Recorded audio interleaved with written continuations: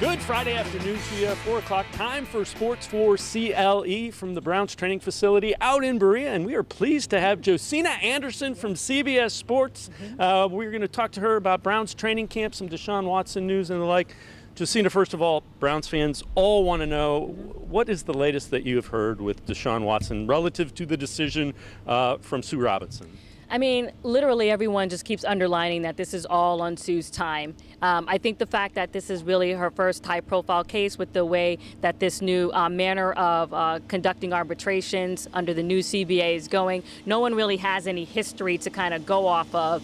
Now, when you look at the fact that the post-hearing briefs, at least per the CBA language, are not permitted to be over 5 pages, and the fact that it's been over 2 weeks since they submitted those post-hearing briefs, and this is all presumably that she's doing, it would seem that this has been enough time. But, you know, I'm not one to judge. It'll take, you know, she's going to take her time or what have you.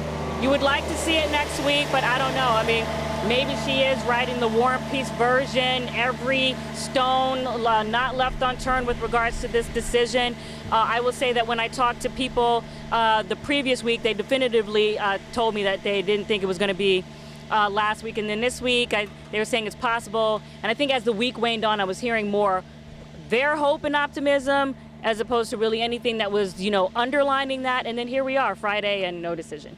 And reports are they don't expect one today now, as AP has come out and said it. And I would say that that was most likely already the expectation once we got to Friday. I mean, unless, you know, I feel like the league over time has shown a little bit more understanding of it not looking like a Friday news dump. So, you know, not to say that they always care about, you know, media optics and the discussion out there, but it would seem as if they would know, particularly with the eyes on this case, that that's all everyone would talk about if it came on a Friday. So I would say that was relatively a safe bet and guess that that was going to be the case. Is there any chance that Sue Robinson is just trying to get them to come together to some sort of agreement, or do you just sense it's going to be a judgment that is written and she's taking her time making sure that it is written to the T? So I haven't heard any discussions about settlement talks relative to this week. Obviously, that's always a possibility until a decision comes out from the arbiter, in this case, Sue Robinson. I would say currently that's not expected, but anything can always happen. But when you look at how far both sides are on the spectrum of relative discipline that they were asking for, you know, I just don't see it. Now, again, things can happen. I will say that I know that, you know, conversations, you know, have taken place, you know, but nothing that has come to the point of saying that there is a settlement imminent, nor am I expecting one at this point. Now, you've talked to a lot of the players. You've heard a lot of what's going on here. It seems like the players, they're not on edge or anything other than when it happens, it'll happen. The Browns players seem to be handling this really well. Well, when you're in your safe haven and you're in the Browns ecosystem, I mean, it's really kind of a privilege, you know, to be able to be in an environment, a work environment, when you think about what everyone does for a living just across the world and the country, to be in such, you know, kind of a brotherhood, nurturing environment, what have you. So anything like this relative to your work is easy to kind of get over anything, right? Or easier, I would say. So that's what you would expect. The players are always going to say that, and you keep hearing about the talk about how he's assimilated and become more of a leader and things like that, and not forcing the relationship on people and doing everything that he can to bring everybody together. So that is what you would expect. I think the reality of the situation will bear down, you know, once decision day is here relative to whatever that is. But we were just talking about this on our show. When you look at the first 4 games of the season, and I don't know how much you want to talk about, you know, the NFL tinkers with things they expect or don't expect, but it's not a hard first 4 games. So, you know, the table is there for whomever is QB1 to do their best to hold down the fort.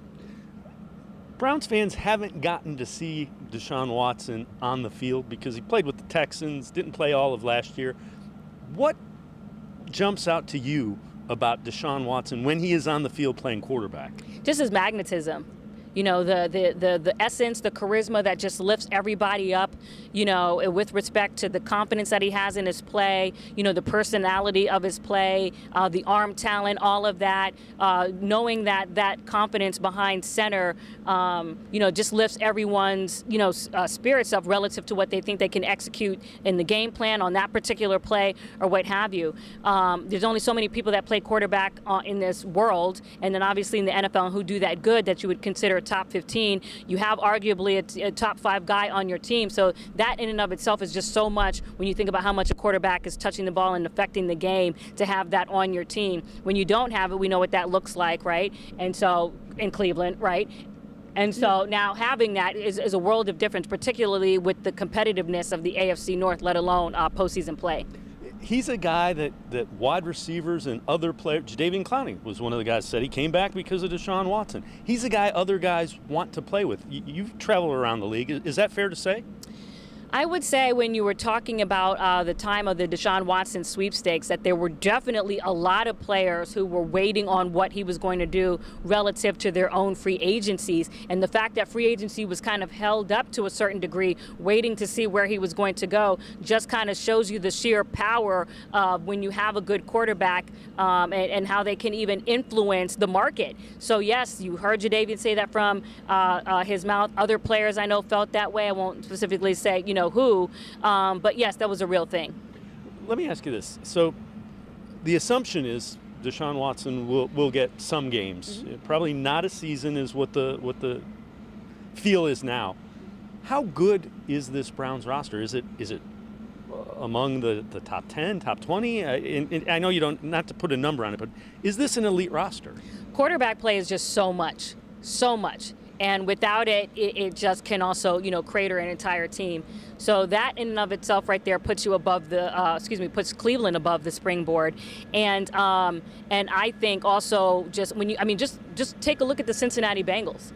And when you talk about quarterback play, the complete difference that Joe Burrow does for that team, going from 4 games the previous season and going to the Super Bowl, is everything. So you could have that type of, impact here. At least that's what's particularly anticipated over the long term. And not to take away from Baker as well. I mean, he also took to this team to the division round against Kansas City. If the correct play call is made on, what's our guy, Rashard Higgins in the back of the end zone, that should have been, the head-to-head should have been called, and they should have got another opportunity in there to punch it into the right corner of the end zone. So maybe the Browns then are going to the conference championships. Who knows if they would have gone on, but it still underlines my point that you look at the history even before Baker got here, quarterback play is everything. And so I anticipate them to be very competitive, even with respect to playing the Bengals, playing the Ravens, and division play, and how that sets up yourself for postseason play. Before I let you go, let me ask you just about Kevin Stefanski and Andrew Berry, kind of how they're viewed league-wide. It was a revolving door here between the general managers and the head coaches before they got there. They've kind of settled it down. We've talked just a little bit about the roster building and how good it is. Is there a sense that, these guys are as good as Browns fans are starting to think they are as far as the front office and the head coach? Well, I think that this organization has been blessed over the last few years, going back to however much you want to stretch that, with the infusion of talent. I mean, talent turns around a lot of things, and they've been blessed to get that over a few tenures here, just because of being high in the draft position. So now you're seeing really the fruits of that, and the management of those fruits, and also the cap room that helps that. Even though you have a quarterback that is got a $230 million contract, but we know that it's only $1 million.035 this year. So it's a lot of management to be able to fit all of that under neath one kind of cap space there. But yeah, I do think that I remember when I was coming here and you guys didn't have this optimism. So it's like, now I see you guys so used to it. This is what you all expect. And, the frenzy around the fan base is a whole lot different coming here from years ago. So, and that's good. That's good for the community. That's good for Cleveland. It's good for the hype. The journalists here, you guys are going to really make a lot of hay with all the interest on your various websites and all your content and things like that. So just think about how one person or one position really filters down through every level of the organization, the media,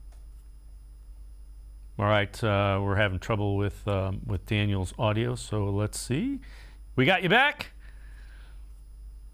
Oh, still cannot hear you. So we will work on that on Daniel's end. Again, he's saying that week one of the NFL season is really what you have to be concerned about.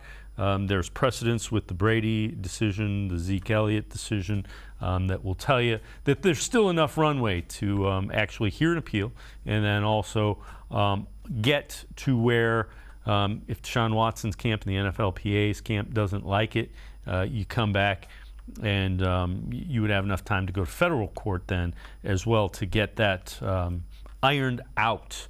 We're going to step aside, take a quick timeout. Other side of the break, we will still see if we can get Daniel back and get this rolling. Sports4CLE will be right back after this timeout. Stay with us.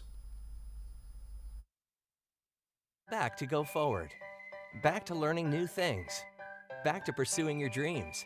Tri-C has flexible learning options to fit your life. And every year, more than 1,000 local companies provide Tri-C students with real-world learning. The right education can boost your lifetime earning power by hundreds of thousands of dollars. Start now with a college education you can afford. Tri-C, where futures begin.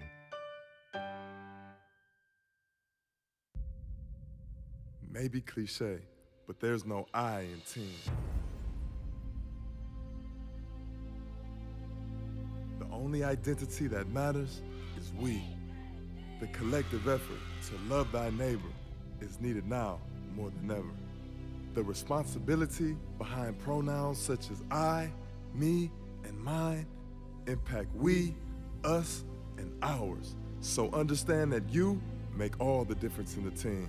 He, him, her, or she can't disturb our peace, since we control our destiny as student athletes. This is the power of pronouns. The Ohio Lottery Partners in Education program recognizes role model students and teachers from across Ohio. Nominations can now be done completely online. To nominate a deserving teacher or student, go to ohiolottery.com. In the About section, find Partners in Education. There you will find links to the nomination forms. Students kindergarten through 12th grade can be academic all-stars. Teachers can be honored as a Teacher of the Month. The Ohio Lottery Partners in Education, where stars shine.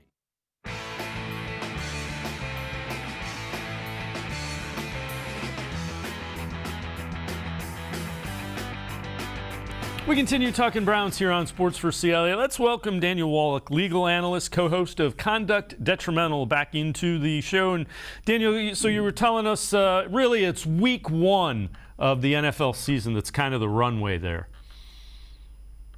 Okay, there are almost 44 days left. By the way, do you hear any interference on this? Nope, we're good. Okay, all right. There is roughly a month and a half left until the start of the NFL regular season. The only timeline that ultimately matters is to get to the end of the process, which would be a federal court lawsuit if necessary. So even if Judge Robinson were to enter her ruling a week from now, 2 weeks from now, the appeal to the NFL Commissioner, Roger Goodell, is going to be on an expedited track.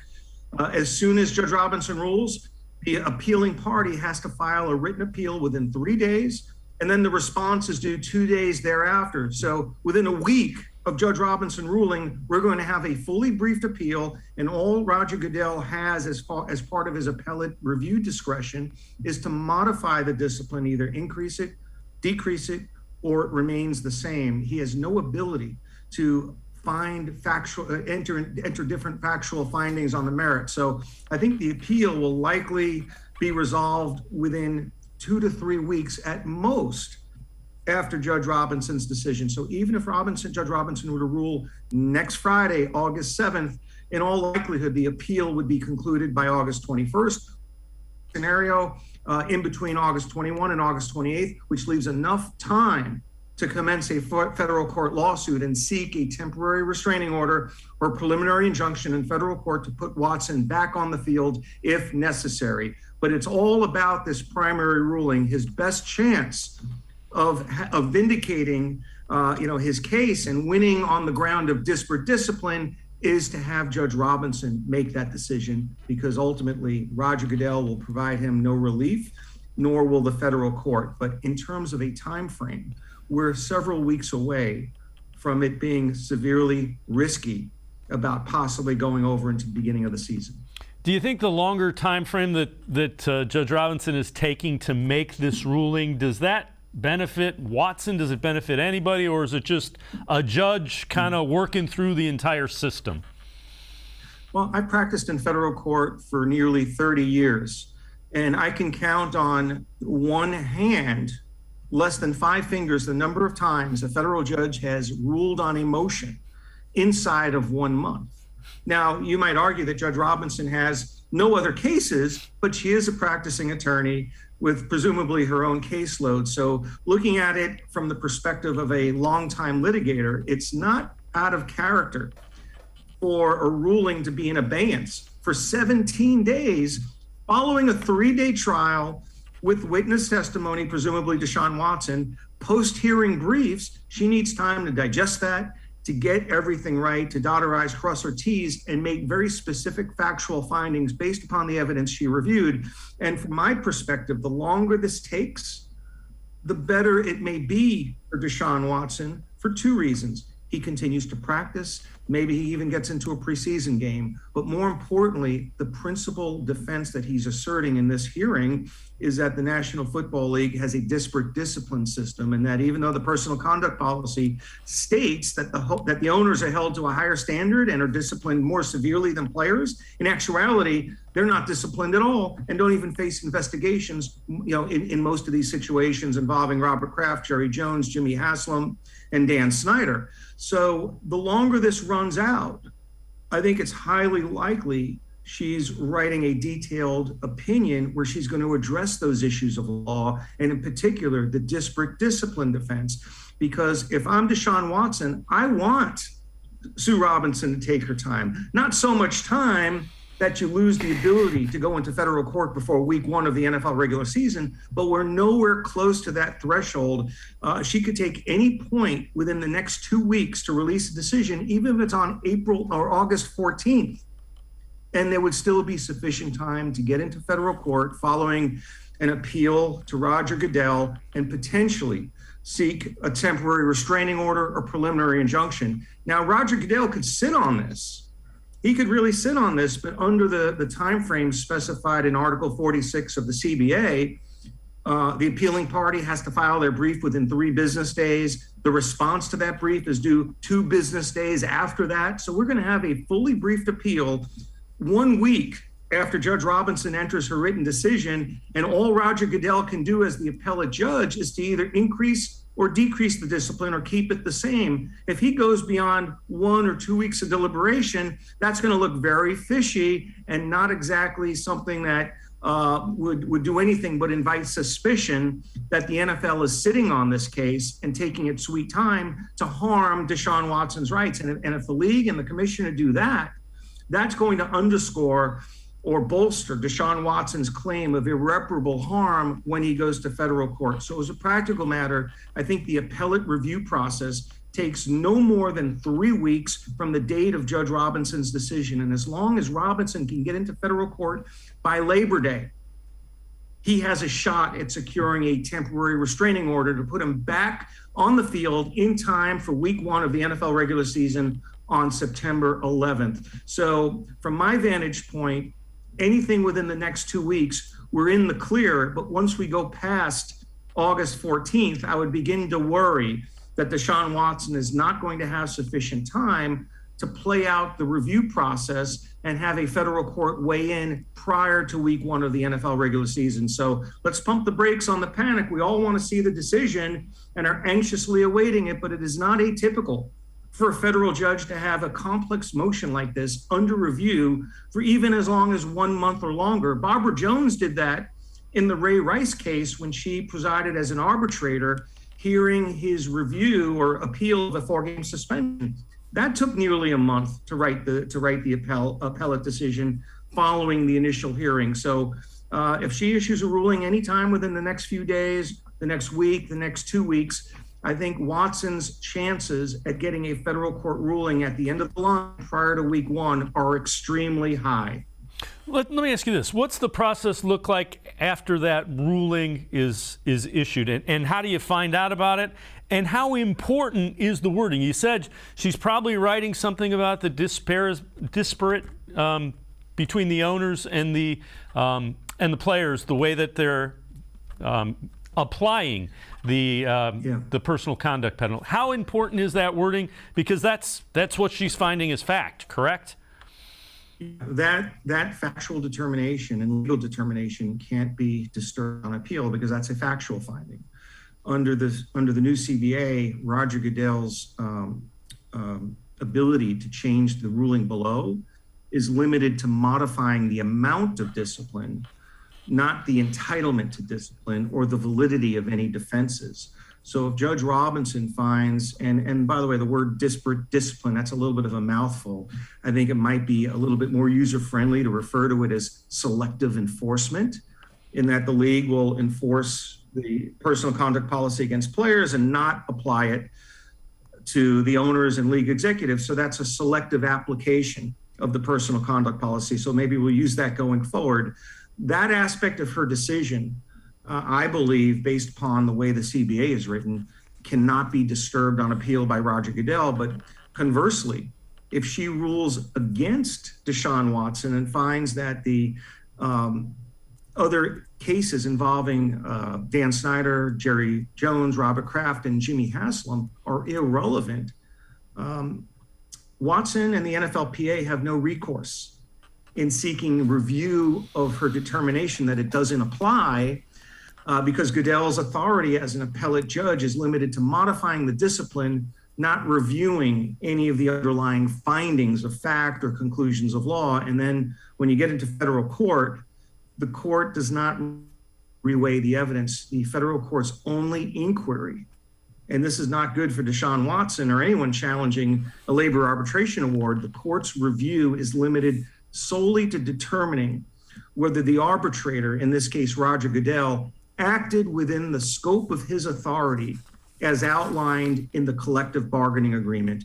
And here, the CBA expressly grants Roger Goodell the authority to act as the appellate judge to modify the discipline, either upwards or downwards, that has been meted out or rendered by Judge Sue Robinson. So based on the language in Deflategate, and that's the sort of the scope of the authority language of the Second Circuit's opinion, as long as Goodell was acting within his authority, even if he got it wrong, even if the court would have made a different decision, there's no basis to overturn Roger Goodell's additional discipline so long he was acting under his authority granted to him by the players under the CBA. And I don't know how you get around that.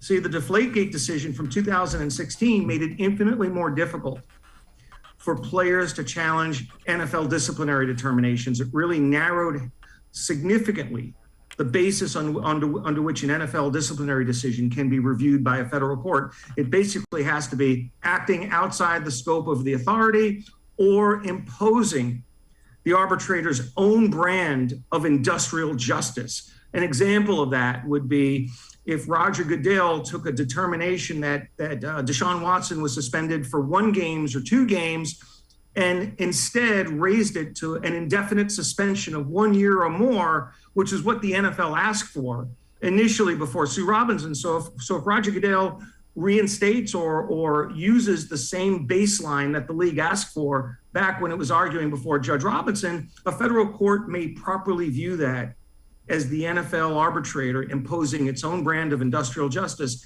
And that would be the narrow sliver under which Deshaun Watson would be able to successfully challenge any decision by NFL Commissioner Roger Goodell. Likewise, if Roger Goodell disagrees with any of the factual findings made by Judge Robinson and decides that Judge Robinson got it wrong on the issue of disparate discipline, or she should have found that Deshaun Watson committed a violation of the personal conduct policy, if he tries to disturb those findings on appeal, then the commissioner would inarguably be acting outside the scope of his authority, and then Deshaun Watson would be able to get a favorable federal court ruling even under the Deflategate precedent. Daniel Wallach, legal analyst as well as co-host of Conduct Detrimental. As always, appreciate the time and the insight. Thanks very much. I'm so sorry about the technical difficulties. It's great being on as always, Dave. All right, appreciate it. I'm sure we'll be checking back in with you. Daniel Wallach, again, legal analyst as well as co-host of Conduct Detrimental. We're going to step aside, take a quick time out. Other side of the break, some training camp news update from Berea. Sports4CLE will be right back. Stay with us. Come back to go forward. Back to learning new things. Back to pursuing your dreams. Tri-C has flexible learning options to fit your life. And every year, more than 1,000 local companies provide Tri-C students with real-world learning. The right education can boost your lifetime earning power by hundreds of thousands of dollars. Start now with a college education you can afford. Tri-C, where futures begin. The Ohio Lottery Partners in Education program recognizes role model students and teachers from across Ohio. Nominations can now be done completely online. To nominate a deserving teacher or student, go to ohiolottery.com. In the About section, find Partners in Education. There you will find links to the nomination forms. Students kindergarten through 12th grade can be academic all-stars. Teachers can be honored as a Teacher of the Month. The Ohio Lottery Partners in Education, where stars shine. The Greater Cleveland Sports Hall of Fame celebrates the star athletes and notable sports figures who were born or have made their home in Greater Cleveland. It tells the story of discipline, commitment, perseverance, sportsmanship, and excellence in achievement. It encourages and inspires those who believe in sport and its direct impact on the well-being of our community. Go to clevelandsportshall.com or follow us on Twitter at GCLE Sports HOF for more details.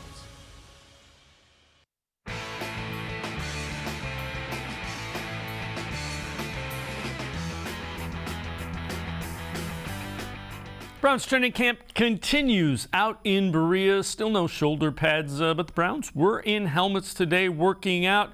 And let's take a look. Jacoby Brissett and Deshaun Watson at the quarterback position. Interestingly to note, Deshaun Watson took all of the first team reps in both the 7-on-7 as well as the 11-on-11. Certainly not a surprise. Browns have to get both of them ready. A good look as from the end zone view, Watson hitting Donovan Peoples-Jones. We'll hear from him in a little bit.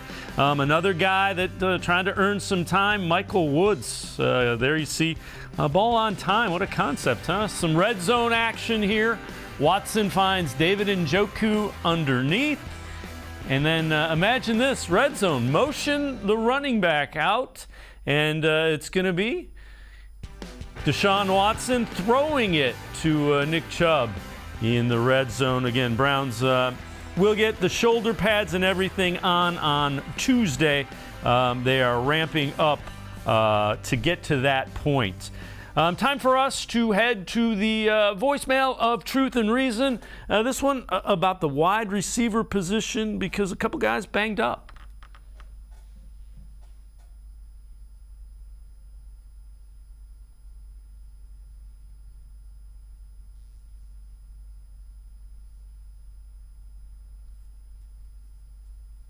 Yeah, hi, this is Ron from down here in Clayton, Ohio.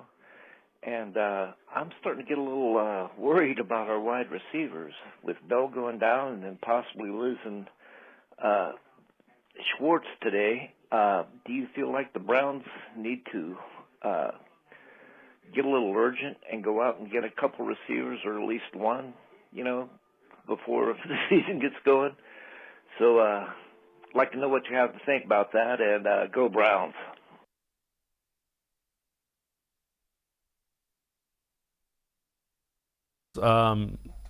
We will address that. Kevin Stefanski will address that in a minute. A lot of people that are around the team would feel a little bit more comfortable with a veteran wide receiver.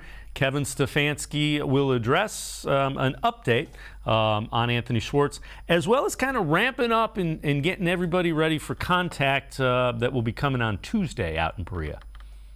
Okay, injury update. Schwartzy is day-to-day with a knee strain, so we'll see how that goes over the next couple of days. But I think he'll be okay, certainly, in long term.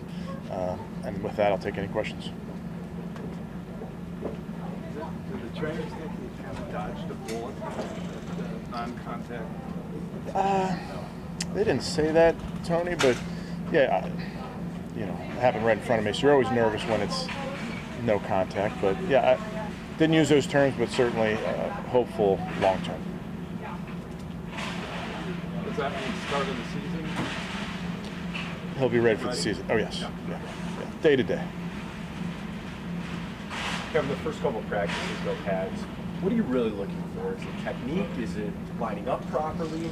Yeah, I think you can get a lot done when you have shells on.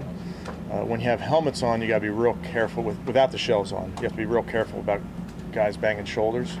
So until you get those shells on, I think you got to be careful. But I think there's so much you can do from a technique standpoint in terms of proper posture, proper hand placement, those type of things. You know, we've spent a lot of time, believe it or not, talking about how to do walkthroughs correctly, because I think you can lighten the physical load and accelerate the mental load. And what we've tried to do in those walkthroughs is make sure that they're organized, that they're efficient, that the guys are taking their proper steps. So when you're not going, quote unquote, live, you can really work on your alignment, you can work on your assignment, can still work your technique, but those techniques are really being driven home in their individual periods. I think it's interesting, Scott, because I go back to 2020, we didn't have preseason games, so we truly did have a ramp up. So we're trying to, within the framework of the rules, think about the right way to do this to get the football team ready to play and to try to minimize injury as best you can. As we all know, injuries can happen at a moment's notice, but what's the safe way to ramp up to get ready to play football?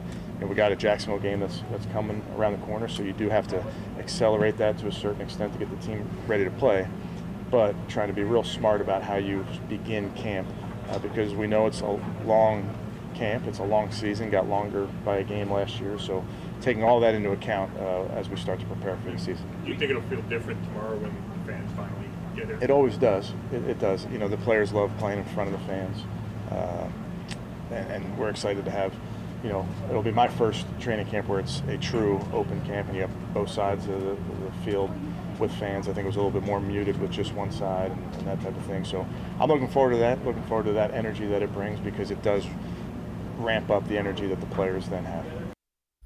Again, tomorrow, the first time fans will be able to watch. Browns will be in pads coming Tuesday.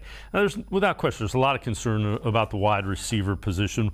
One guy that the Browns really like, and like what they have seen in his first two seasons, Donovan Peoples-Jones. He will have the opportunity to earn the number 2 spot.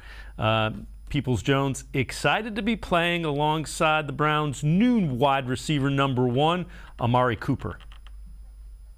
I'm definitely learning from him. He has a lot of experience, very smart guy. You can see his success. Just, you know, he's Amari Cooper, so it's always things to learn from him. What were your thoughts when you found out the Browns were trading for him? I was excited. He was, growing up, he was one of my favorite players, was actually the reason that I wore number 9 in high school and in college, so it's dope. Yeah, you know, it's a broken record when you're talking about Donovan. He makes plays when the ball comes his way. He's very dependable. I thought you can see him taking strides from his rookie year to his second year. I still think you see those strides. I think he's works very hard on the physical aspect of this. He's diligent about his body. And then, as we all know, he's very intelligent. So then it becomes a rapport between he and the quarterbacks, and I think they're doing a nice job in that regard as well. Kevin, with David and Anthony, is there talk of going out and trying to find replacement help at the receiver at this point, or is it still too early? Yeah, no, I'd say too early for that. Kevin, who are some of the young receivers that are catching your eye? Like how's Michael Woods doing, or any of those? Yeah, I think they're all doing a good job, Mary Kay. I think, you mentioned Michael Woods. He was out for a good portion of the offseason program, so it's good to see him out there finally. We got to see him late in the offseason program. So he's somebody that I'm excited to see what he has over the course of these next few weeks. But I think all the young guys are learning a lot. They're working very hard. You'll see today we'll have 2 7-on-7 periods, so we'll really be pass game heavy in that regard. So you'll see some competitive periods with the offense and the defense. They showed trust in us, and I'm just excited to get everything started and continue to attack each day. And again, that's Donovan Peoples-Jones talking about the opportunity. Kevin Stefanski poo-pooed the idea of bringing in a wide receiver. Let's take a look at some of the free agents that are out there. This is according to Spot Rack. And when you look at it, there aren't a lot of names that kind of make you go, wow. Will Fuller has a history where he's been successful with Deshaun Watson, rather. But you see T.Y. Hilton, Cole Beasley, Emmanuel Sanders, Jackson. Amendola announced his retirement. Beckham, don't think that's happening. D.D. Westbrook. So right now, Brown's content to ride it out with what they have. Those are the wide receivers that are free agents. Could change come cutdown day, potentially. Joe Banner, former NFL general manager, was here in Cleveland as well as other stops. Now with he's on the writes for the 33rdteam.com. He was on the Rich Eisen show talking about why we haven't gotten a disciplinary decision by Sue L. Watson just yet. I'm hoping the answer is that she's being really careful. I mean, this is an important case. It's going to send a very important message. It's going to get highly discussed and debated in the public. And, I do think that the league is trying to do a better job following a horrible record of dealing with issues around mistreatment of women in general and just a sensitivity to where we are in today's world as we should be. So I'm hoping she's being really thorough, that we're going to get a very lengthy, not just ruling, but explanation. And truthfully, I've been fairly close to this. It's very hard for me to say what I think the right answer is. And I suspect that as she looks at the different cases and precedents, that it doesn't just scream, here's the answer. It screams kind of, here's the range. And then it becomes very hard to look at any precedent to clearly, well, is it 6 games, 8 games a season? No, that's very gray to me. So I suspect she's saying, geez, I wish there was more precedent to guide this ruling. And since it is going to be important and precedent setting, I need to be thoughtful, and then I have to write something that is very in-depth and very clear on why I ruled what I did. So I'm hoping that's what's going on. She has a reputation of being a very sharp, detailed, thorough person. So I'm hoping that that's what's going on, and we'll actually get to know pretty soon.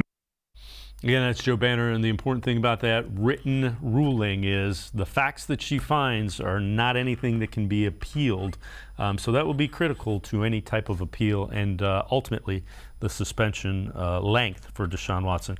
We're going to take a quick time out, step aside, other side of the break. We head back out to Berea. We'll be joined by the voice of the Cleveland Browns, Jim Donovan. That's straight ahead on Sports4CLE. Stay with us. Come back to go forward. Back to learning new things. Back to pursuing your dreams. Tri-C has flexible learning options to fit your life. And every year, more than 1,000 local companies provide Tri-C students with real-world learning. The right education can boost your lifetime earning power by hundreds of thousands of dollars. Start now with a college education you can afford. Tri-C, where futures begin. The Ohio Lottery Partners in Education program recognizes role model students and teachers from across Ohio. Nominations can now be done completely online. To nominate a deserving teacher or student, go to ohiolottery.com. In the About section, find Partners in Education. There you will find links to the nomination forms. Students, kindergarten through 12th grade, can be academic all-stars. Teachers can be honored as a Teacher of the Month. The Ohio Lottery Partners in Education, where stars shine. I am powerful beyond my wildest imagination. I will define my future. I will keep challenging myself to improve. Because I am a future leader of this great nation. I will be responsible for raising a beautiful family. And educating not only my generation, but many more to come. I will make a difference in my community. And I will stand up for what I believe in. I will not settle for simply chasing my dreams, I will achieve them. Because I was given a chance. An opportunity. A home. At Family, Career, and Community Leaders of America. The ultimate leadership experience. FCCLA has been one of the greatest experiences of my life. It's made me who I am today. Join us. We'll build a new future together.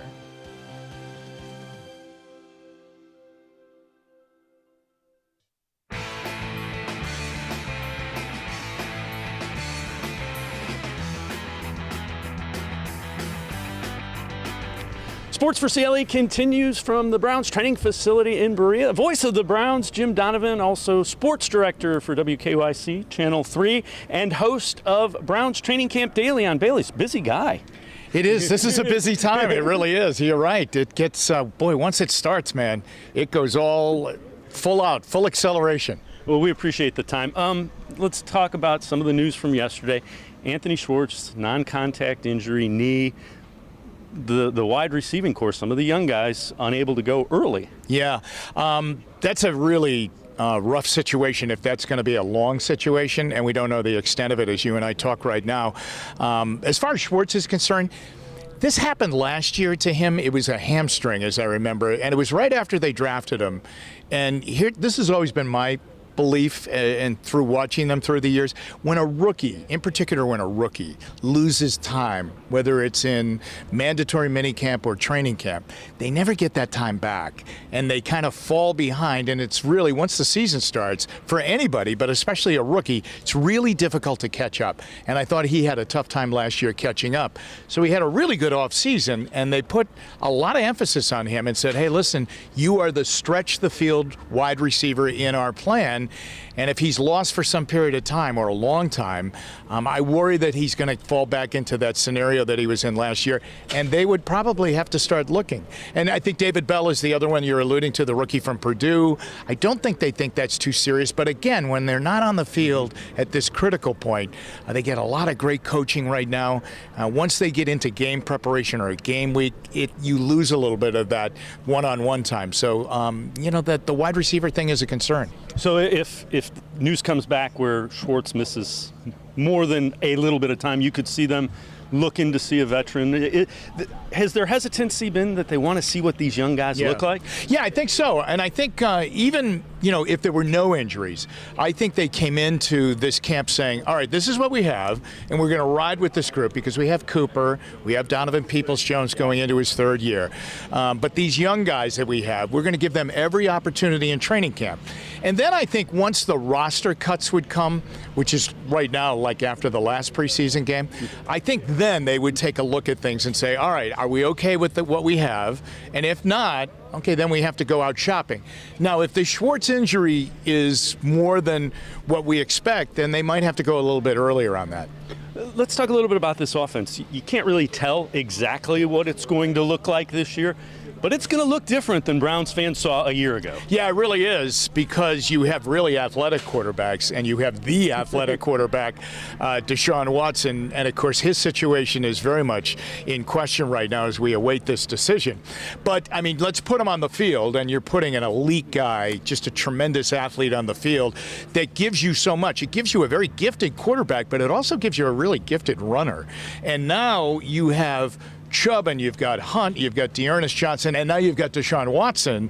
I mean, that gives you a lot of fun chapters in your playbook that you can say, we can do a lot of things. And with the new invention or introduction of that RPO game, that run-pass option, he's the guy, along with the guy in Baltimore, Lamar Jackson, but our guy would be really difficult to defend. And I remember when we played him a couple of times down in Houston, not the game in Cleveland. But when we played him down in Houston, he was really difficult to defend because you didn't know if he was going to run it or if he was going to throw it. And so it was hard to defend him, and it showed on the scoreboard. The other thing that run-pass option will do that people don't always realize, it makes the defenders a little bit on their heels for both Nick Chubb and Kareem Hunt. And if you're on your heels against those two guys, they're going to run you over. Yeah, and the big thing will be the offensive line. And it's a great offensive line. There's no doubt about it. But it got dinged a lot last year. Very early, opening game, first quarter, I think it was, Jed Wills goes with that ankle, and that ankle barked at him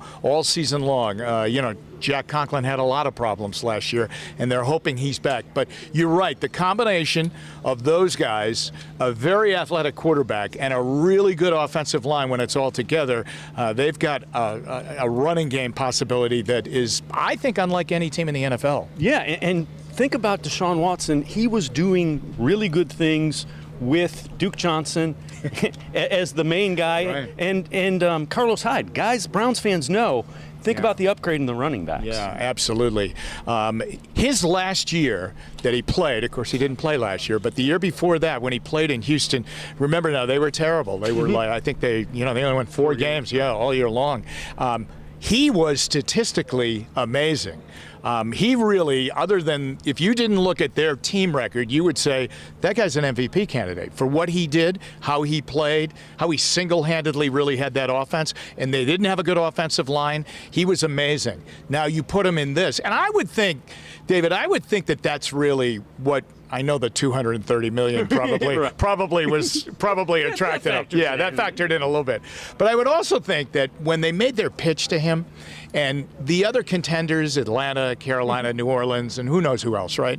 But if you took a look at those teams and then took a look at the Browns roster, you would have to say, football-wise, this is the best situation for him. So I know the money's great, and that drove the bus, no doubt about it, but the football part makes him sleep easier at night. Let's talk a little bit about the defense. We've heard from several guys early in camp. They think this can be a pretty special group. Do you get that sense just in hearing, the Myles Garrett and Newsome? Yeah, I think so, because I think they were a pretty special group by the end of the year last year. I think when they took the turn at the halfway point of the season last year, it flip-flopped. This team was driven by the defense, and they did their job. I mean, you take a look at the scores. That offense did not score. Okay, they really struggled to, I think the number was like 16 points. Could they get to 16 points? Could they get over that?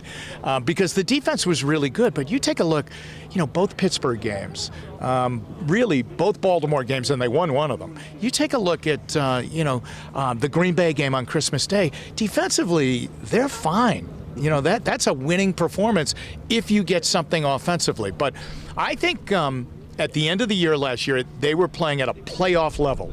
But they had a mismatch on the other side. Their offense was really struggling with all of the injuries and the problems at quarterback. So I would think now that they have been with each other now a full year, which was a problem at the beginning of the year last year. There were just too many new faces trying to really get acclimated. But I think with the way they played last year, I think it could be a really, really special defense. Let's talk a little bit about that secondary. It might be a little underrated nationally. I mean, Greg Newsome, as a rookie, you didn't hear his name. That's an indication that they weren't throwing his way. That's how good he was. Yeah, tactically or technically, he was really good. Okay, he really was. They say you really shouldn't measure a defensive end just by sacks. And I would say if you're going to do that, you really shouldn't measure a defensive back or a cornerback just by interceptions, because I thought he played the best of really any of their cornerbacks last year, and he missed some games last year. I think really he is going to be an exceptional player. I really do. And as far as the secondary is concerned, not only is it really talented, but it's pretty young. I mean, think about it. Delpit's young.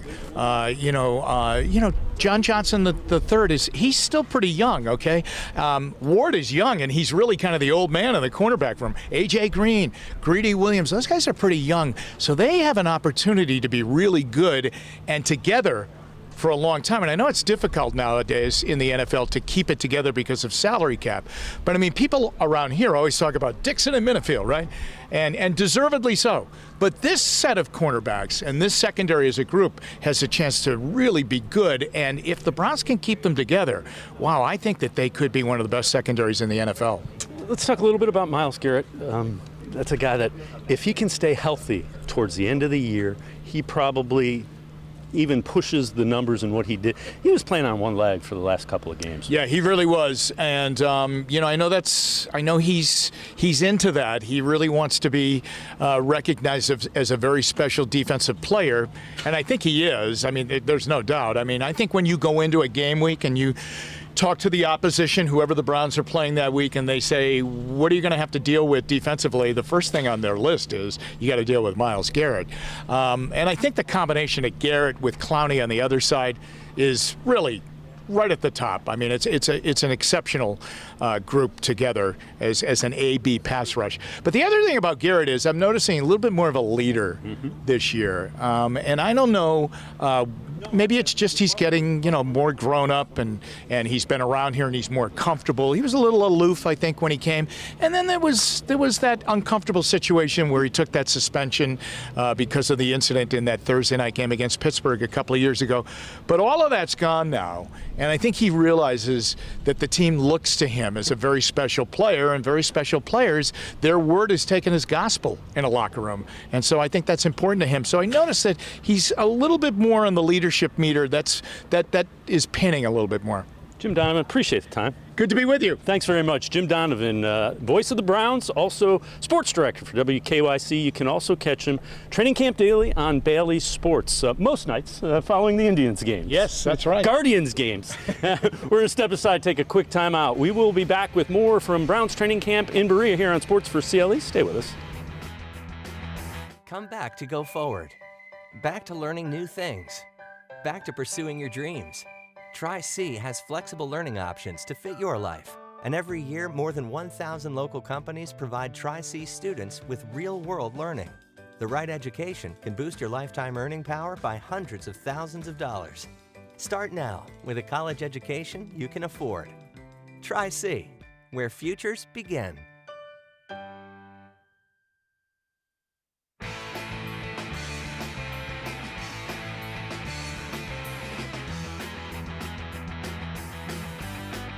We continue talking Browns here on Sports4CLE. Out in Berea today, Joe Woods met with the media talking about getting this defense ready to play at a high level this year.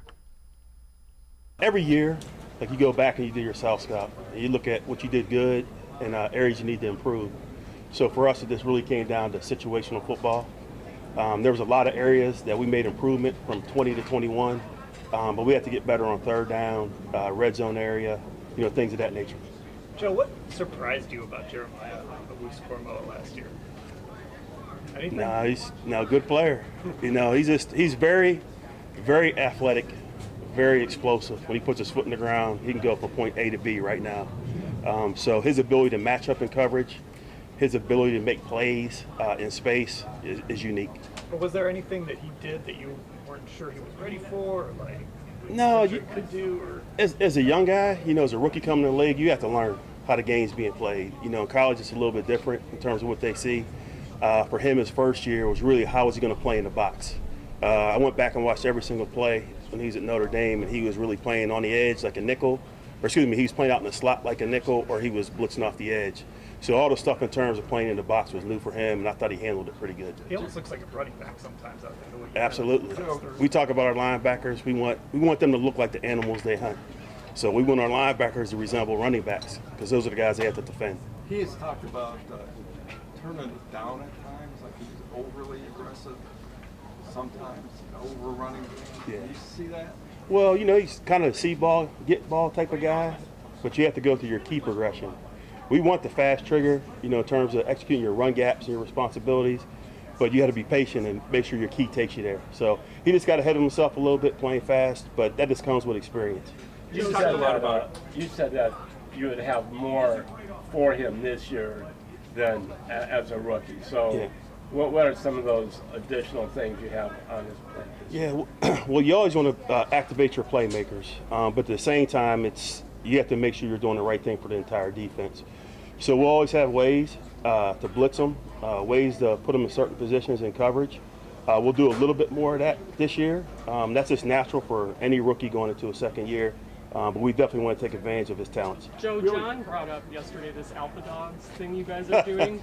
Can you tell us what that is? Or is it No, I won't get into all the details, but basically we try to make our practices like games. So we try to chart all the information, and then we keep track of the guys leading each categories, teams leading each categories, and then there may be a reward at the end. Are there four teams, he said? 4 teams. Did you divide them up, or did you pick captains, let them pick? We have a little cabinet that divides it up. We just try to balance out the teams. But we're definitely going to get into alpha dog mode here in a couple of days. Joe, a year ago, the offense returned the Yeah. same coach's system, Yeah. 11 starters, and it didn't follow. It didn't turn into anything good. This year, you expect to pick up where you left off. Why would it be different? No, I think when you can bring back the same staff and when you can bring back a majority of players, you feel like you can do more defensively because the guys understand the system. And I put more on the guys in the offseason, put more on them right now in training camp, just in terms of the amount of defenses that we're installing. And you just feel like with those guys understanding that now we can get to another level of what we can do defensively. So just bringing guys back, it's just continuity and everybody understanding the scheme and the techniques that we're asking them to play. The 3 safety package is good for us, and there's some other things we're going to do this year. But I always feel like defensively, I want to dictate the matchups, not what the offense is doing. So when you can go 3 safeties, you can put more corners on it. We have all type of packages, but we'll slowly introduce it so that way we feel like we have more control of what we're doing defensively. He also mentioned turnovers as well. Yeah. I mean, the alpha dog, is that really an emphasis this training camp? Absolutely. I mean, that's what we live and breathe. That's in our DNA, is that we want to take away the football. We haven't done as good a job the previous 2 years. I think we were right in 19th, 20th in the NFL. We greatly have to improve that because that's one of the major categories, if not the most important category when it comes to winning games. Do you consider 2 linebackers your base defense? When we go to base personnel against offenses, our base defense is 3 linebackers. And then when we go to nickel, then we'll have 2 linebackers. We'll bring another DB in. And then if we go dime, then we'll have 1 linebacker on the field. But I said you have all the, you have Ronnie, you have Jacob, Sione, JOK. So you can create a lot of different things out there.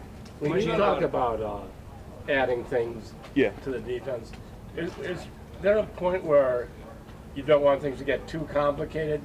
And Yes. how do you know where that point is? Yeah, that's kind of what I've been trying to say is there's a lot of things we can do defensively, but you have to be able to practice it and you have to be able to execute it, on game day. So when you get to the point where you feel like guys aren't executing, making too many mistakes, then that's when you have to really look at the menu and maybe have to pull back a little bit. Joe Woods, defensive coordinator, talking about the Browns defense wants them to be aggressive and after the ball this year. All right, let's head to the voicemail of Truth and Reason. This one about the wide receiver position, and do the Browns need to go out and do something? Dave, I stated months ago this Browns need to be ready to go full go by game 1. Everyone talks about having too many running backs. In my opinion, you never have enough backups. And the lack of aggressiveness by the Browns to get plenty of wide receivers, we might have to transfer some of those access running backs to wide receiving positions. Browns, you finally got a quarterback of your dream. Now let's get all the weapons for him. So injuries would not be a concern because we'll have a backup ready to come in and play full go. So Browns, get out there and get another veteran receiver so we can get him in here and get him comfortable with the quarterbacks. So if the time comes and he's needed, he'll be ready to go full go. As always, appreciate all of the voicemails. Let's welcome in Brad Ward, BrownsWire.com, as well as the All Eyes on Cleveland podcast. Brad, it's poker, and Andrew Berry's pretty good at playing it. The timing, I don't think he thinks it's just right yet, and he's not as concerned about the injuries as maybe some of us outside of the building are. Yeah, certainly not. He doesn't seem as concerned as I am, or a lot of people, right? These injuries popping up aren't ideal. The voicemail makes a pretty good point. I don't know. We don't see many player-for-player trades in the NFL that often anymore, Dave. So it's hard to imagine them going out and getting a wide receiver with a running back. They would probably get more value for Kareem Hunt. I don't think it's good practice to get rid of guys that want to be here for culture reasons. So I would probably look at Dearness Johnson, who's probably in his last year in Cleveland, as a trade piece if you were going to go that route. But there's guys on the free agency market. Will Fuller makes a lot of sense. I know he's not ideal, injury prone, but he's just another body that's done it before, and he has a relationship with Watson. And I'm not looking for like a frontline guy, just some depth, Dave, just some depth. Yeah, the other thing is there's going to be that cut down day where guys have to get to 53-man roster. There'll be some veterans there, and that might be what Andrew Berry and Kevin Stefanski are thinking. Let's see what these young guys can do all the way through training camp, and then if we need to kind of bolster it, there'll be some guys that can play that are getting released by teams with too many, with the wide receiver position like our running back position. Certainly, he's got a list in his pocket of guys that are like, hey, if these guys come available, then they're going to end up on our roster. We're going to try to get them on our roster. I think there's probably, talked about this the other day, like 3-4 guys that aren't on the in camp right now that end up on the 53. Yeah, I would agree with you wholeheartedly. All right, this is really interesting. Let's take a look at this. QBs with the highest EPA drop back without play actions or screens since 2019. EPA expected points added. So you got Mahomes number 1, 0.22. Drew Brees, 0.18. And then in third place, Deshaun Watson, Aaron Rodgers, Dak Prescott. Again, that's, points added from drop back passing. That's how effective. That's a numbers crunching look, and that's how effective Deshaun Watson has been dropping back and throwing the football. Yeah, efficient as a pure drop back passer. No play action, no screen game, right? And that goes to the change in, as you were talking about with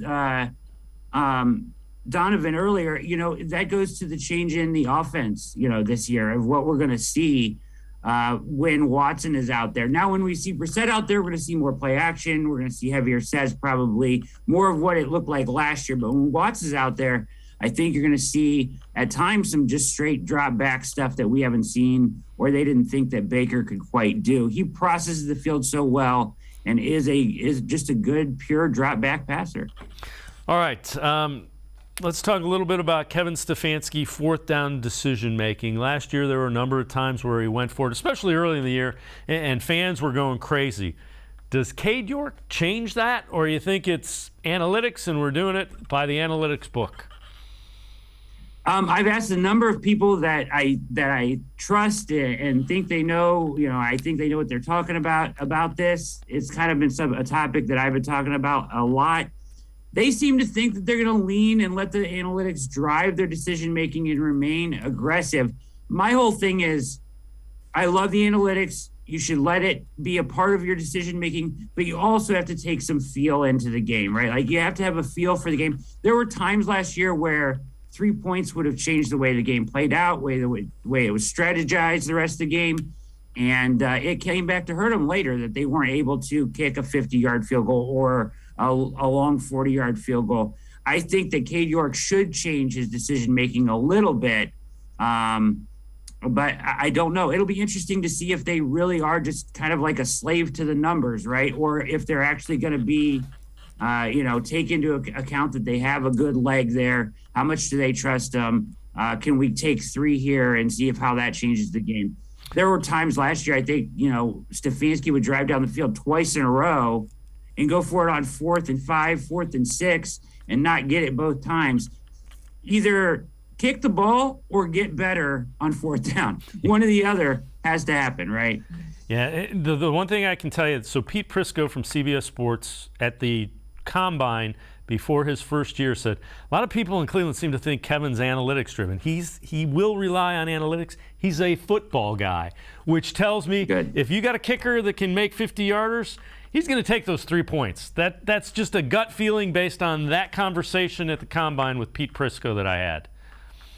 It's music to my ears, Dave. I hope so. I feel like absolutely the analytics are great, but when it comes down to it, football coaches got to go with feel at times, right? He's the only one that has the best feel for the game. So I totally agree, and I hope that's the way it turns out, for sure. Brad Ward, as always, man, appreciate the time and the insight. Brad Ward, BrownsWire.com. Also, All Eyes on Cleveland podcast. Brad, thanks so much. Yeah, thank you, Dave. You're the best, man. Have a good one. Again, Brad Ward, make sure you read him. Brownswire, catch his All Eyes on Cleveland podcast. That's going to do it for this edition of Sports for CLE. We will see you back here tomorrow, actually Monday, at 4 o'clock. Have a great weekend, everybody. See you Monday on Sports for CLE.